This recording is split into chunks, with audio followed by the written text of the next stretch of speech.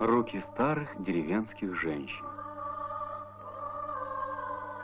Сколько помнят, сколько умеют они.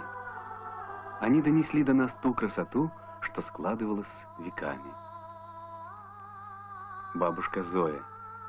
Маленькой девочкой села она за материнский станок, да так и увлеклась на всю жизнь.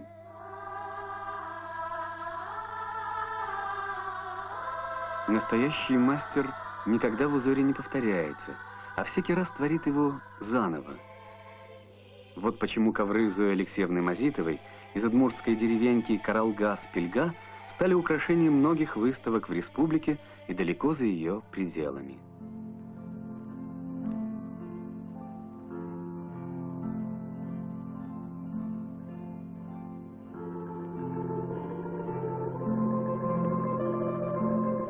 Не забыть, понять и сохранить, передать старинное искусство в молодые руки, чтоб жило оно и радовало.